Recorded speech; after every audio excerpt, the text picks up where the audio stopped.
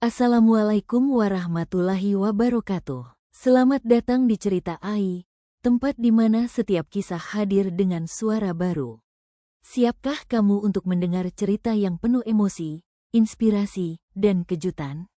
Mari kita mulai. Dukung channel ini dengan menekan tombol like dan subscribe, agar semakin banyak orang yang bisa terinspirasi dari kisah-kisah luar biasa ini. Di sebuah desa kecil yang dikelilingi hamparan sawah dan bukit, hiduplah seorang anak bernama Raka, berusia 10 tahun. Sejak usia 5 tahun ia sudah kehilangan ayah dan ibunya dalam sebuah kecelakaan tragis. Angin desa selalu berhembus pelan, namun di hati seorang anak kecil bernama Raka, badai kesepian tak pernah reda. Raka hidup sebatang kara, menumpang di gubuk reyot peninggalan orang tuanya. Banyak tetangga yang iba, namun tidak semua tangan benar-benar mau menolong. Suatu sore, Raka duduk di tepi sawah, menatap burung yang bebas di langit. Raka berbisik, "Kalau aku punya sayap, aku pasti terbang jauh, mencari tempat yang mau menerimaku." Tetangga, seorang lelaki tua bernama Pak Darman, menghampirinya. "Pak Darman, Raka, malam nanti jangan lupa ikut ke langgar, ya. Anak-anak lain mengaji, kamu juga harus belajar. Jangan hanya diam sendirian." Raka tersenyum hambar. "Iya, Pak." Walau ada sedikit kehangatan, tetap saja banyak orang memandang Raka sebagai beban. Ada yang menganggapnya pembawa sial. Seorang ibu-ibu bahkan berbisik saat Raka lewat. "Kasihan anak itu, siapa yang mau mengurusnya? Jangan-jangan besar nanti hanya merepotkan orang." Bisikan itu menancap di hati Raka, menumbuhkan luka yang tak terlihat. Malam itu, di langgar kecil desa, anak-anak lain mengaji bersama. Raka duduk di pojok, suaranya lirih, namun matanya bersinar. Ia berusaha kuat, meski hatinya rapuh. Ustazah Siti berkata, "Bagus, Raka, jangan malu, terus belajar. Suara kecilmu lebih indah kalau disertai niat yang tulus." Raka menunduk, senyum tipis terukir. Untuk sesaat ia merasa dirinya bukan anak yang dilupakan. Namun, setelah pengajian usai, seorang anak sebaya, Bimo, menertawakannya. Bimo berkata, "Haha, suaramu kayak tikus, Rak. Orang tuamu aja udah nggak ada, masih mau sok pinter?" Anak-anak lain ikut terkekeh. Raka terdiam, dadanya perih. Ia ingin marah, tapi hanya mampu menahan air mata. "Raka, dalam hati, kalau aku menangis, mereka akan makin senang. Lebih baik aku diam." Malam itu, Raka pulang ke gubuknya. Angin malam masuk melalui celah bambu dinding. Ia menatap langit-langit, berbisik pelan. Raka berkata, "Ibu, ayah, kalian di mana? Aku kangen. Kenapa aku harus sendiri?" Hening, hanya suara jangkrik menemani. Namun, di dalam kesepian itu, ada api kecil yang mulai tumbuh, keinginan untuk tidak selamanya lemah. Keesokan paginya, ia bangun lebih awal. Meski tidak ada yang menyuruh, ia membantu tetangga menimba air. Pak Darman yang melihat itu tersenyum. Pak Darman berkata, "Raka, kamu anak yang rajin. Jangan dengarkan orang yang merendahkanmu. Hidup memang keras, tapi hati yang kuat bisa menembus segalanya." Kata-kata itu menancap dalam hati Raka. Tetapi, penderitaan belum berhenti. Di pasar desa, ketika ia mencoba menawarkan jasa mengangkut belanjaan, beberapa orang menolak dengan kasar. Pedagang berkata, "Pergi sana, anak kecil. Kau hanya bikin ribut. Mana kuat badanmu bawa barangku." Raka menunduk, bibirnya gemetar, tapi tidak menyerah. Ia terus mencoba, sampai akhirnya seorang nenek tua menerima bantuannya. Meski bayaran hanya sekeping receh, hati Raka berbunga. Bukan soal uangnya, tapi karena ia merasa berguna. Malam menjelang, Raka menulis di atas potongan kertas lusuh peninggalan ayahnya. Tulisan itu terbaca samar, "Aku tidak akan menyerah. Meski sendirian, aku akan buktikan aku bisa berdiri. Aku akan kuat." Dalam gelap malam pedesaan, sebuah tekad kecil lahir. Tekad yang kelak menuntunnya menuju cahaya. Hari-hari Raka berjalan penuh kerja keras. Usianya baru menginjak 11, tapi tubuh mungilnya harus menanggung beban yang tak seharusnya dipikul seorang anak. Ia membantu di sawah, mengangkut air, dan kadang menjadi buruh kecil di pasar.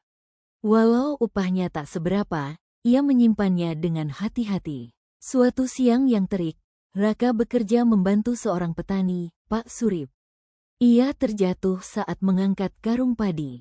Pak Surip terkejut. "Loh, Rak, kamu ini masih kecil. Jangan paksakan diri, nanti malah sakit." Raka berkata, "Tapi aku kuat, Pak. Aku harus kerja. Kalau aku diam saja, siapa yang akan menolongku?" Pak Surip menatapnya iba. Sejak itu, ia sering memberi Raka pekerjaan kecil. Meski hasilnya minim, Raka merasa dihargai. Namun, tidak semua orang baik. Bimo dan teman-temannya masih sering mengejek. Suatu sore, ketika Raka pulang membawa upah receh, Bimo menghadangnya. Bimo berkata, "Dapat duit ya? Sini, kasih aku. Anak yatim kayak kamu nggak butuh uang. Toh, nggak ada yang peduli sama kamu." Raka berkata, "Tidak, ini hasil keringatku. Aku nggak mau kasih." Terjadi dorongan. Uang receh Raka jatuh ke tanah. Bimo mengambil sebagian, lalu lari sambil tertawa. Raka mengejar, tapi terhenti karena tenaganya habis. Ia duduk di jalanan berdebu, menatap uangnya yang tinggal separuh. Air mata akhirnya jatuh, tapi bukan tanda menyerah, melainkan tanda sakit yang membuatnya lebih keras hati. Beberapa hari kemudian, kabar datang. Desa akan mengadakan lomba membaca puisi untuk memperingati Hari Kemerdekaan. Hadiahnya buku dan uang tunai. Raka ingin ikut, namun banyak orang menertawakan idenya. Seorang ibu-ibu berkata dengan sinis, "Hahaha, anak yatim itu mau ikut lomba? Bisa apa dia? Bacanya aja masih belepotan." Raka terdiam, tapi diam-diam ia menyalin puisi dari papan pengumuman dan berlatih sendirian di gubuk. Suaranya bergetar, tapi setiap malam semakin mantap. Pak Darman suatu malam mendengarnya membaca. Pak Darman terharu. "Raka, suaramu itu jujur. Puisi bukan hanya soal indah, tapi soal hati. Kalau kamu membaca dengan tulus, semua orang akan mendengarnya." Raka tersenyum, semangatnya kembali tumbuh. Hari lomba tiba. Raka berdiri di panggung bambu sederhana, menatap puluhan warga. Bimo ikut tampil, disoraki teman-temannya. Saat giliran Raka, banyak yang berbisik sinis. Anak kecil itu berdiri gemetar. Tapi di balik ketakutan, ada nyala yang tak bisa padam. Raka menarik napas dalam, lalu membacakan puisi dengan suara lantang, penuh perasaan. Suara gemetar itu justru membuat banyak orang tertegun. Beberapa warga meneteskan air mata, merasakan kepedihan yang terselip dalam kata-kata Raka. Namun, saat pengumuman pemenang, juri lebih memilih anak-anak dari keluarga terpandang. Raka tidak menang. Ia menunduk, hatinya perih. Tetapi, ketika berjalan pulang, beberapa warga menghampirinya. Seorang bapak-bapak berkata, "Raka, tadi bacaanmu menyentuh hati. Teruslah semangat, nak." Ucapan itu jauh lebih berharga daripada hadiah lomba. Untuk pertama kali, ia merasa diterima. Kalah tidak membuatnya runtuh. Justru dari kekalahan itulah, Raka menemukan arti sebuah perjuangan. Beberapa bulan berlalu, musim hujan datang, sawah banjir, pekerjaan semakin sulit.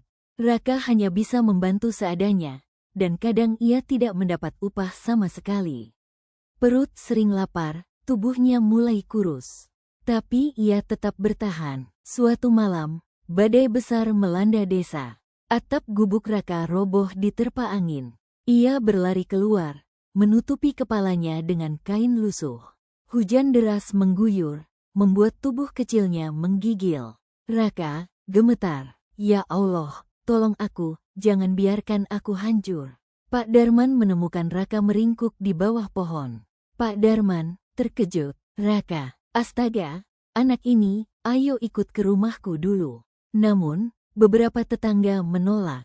"Tetangga, Pak Darman, jangan bawa anak itu," katanya dia pembawa sial. nanti rumahmu malah kena musibah juga. Pak Darman menghela napas, menatap tajam. Pak Darman marah. Bodoh sekali kalian, anak yatim bukan kutukan. Ia hanya butuh kasih sayang.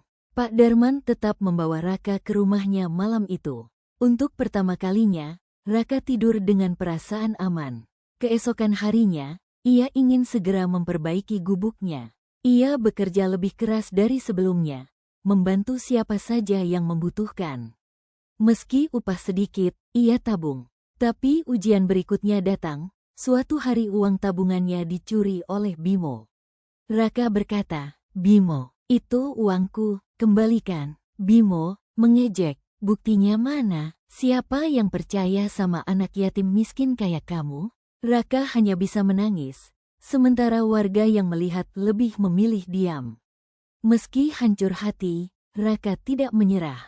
Ia berjanji dalam hati, "Raka, dalam hati, kalau dunia menolakku, aku akan ciptakan jalanku sendiri. Aku harus tetap berdiri." Beberapa minggu kemudian, desa mengumumkan adanya program beasiswa untuk anak-anak kurang mampu. Seleksi dilakukan melalui ujian menulis dan membaca. Ini kesempatan emas bagi Raka. Ia mengingat buku-buku peninggalan ayahnya. Meski lusuh, ia membacanya setiap malam dengan pelita kecil. Pak Darman mendukung penuh. Pak Darman berkata, "Belajarlah sungguh-sungguh, nak. Ini mungkin jalurmu keluar dari penderitaan." Raka berlatih siang dan malam. Ia menulis di kertas bekas, membaca keras-keras sampai suaranya serak. Hari ujian tiba. Raka duduk di bangku paling depan. Tangan mungilnya bergetar, tapi matanya penuh tekad.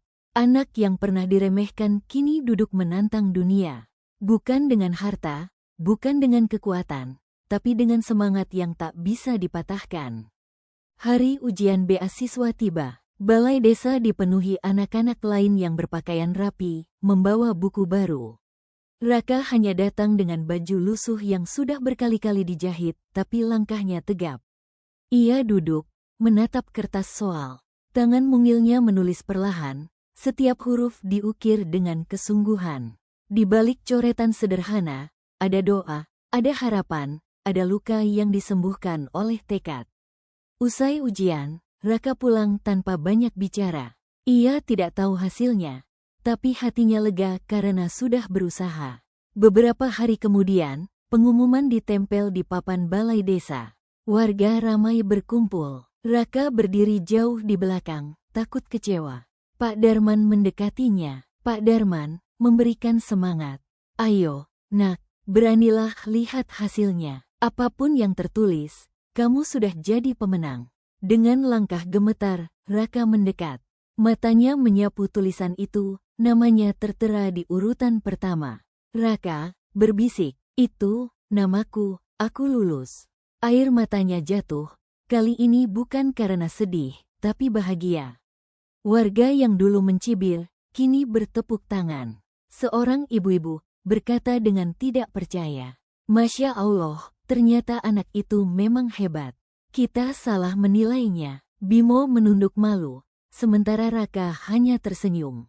Hari berganti, Raka mendapat kesempatan sekolah di kota. Sebelum berangkat, ia berdiri di tepi sawah, menatap desa yang membesarkannya dengan segala pahit dan manis. Raka, dalam hati, "Terima kasih, ayah, ibu, aku tidak sendirian lagi. Aku akan buktikan kalau aku bisa membangun hidupku. Aku akan kembali membawa cahaya." Pak Darman menepuk pundaknya. Pak Darman memberikan semangat. "Pergilah, nak, raih cita-citamu. Desa ini akan selalu menunggu kepulanganmu." Dari gubuk reyot, dari luka yang dalam, seorang anak kecil bangkit menantang dunia. Ia tidak memilih menyerah, ia memilih bertahan. Dan dari pilihan itu, lahirlah harapan yang akan menyinari banyak hati. Akhir cerita, Raka berhasil meraih beasiswa, meninggalkan masa lalu kelam, dan melangkah ke masa depan penuh cahaya. Dukung channel ini dengan menekan tombol like dan subscribe, agar semakin banyak orang yang bisa terinspirasi dari kisah-kisah luar biasa lainnya. Akhirul kalam, wassalamualaikum warahmatullahi wabarakatuh.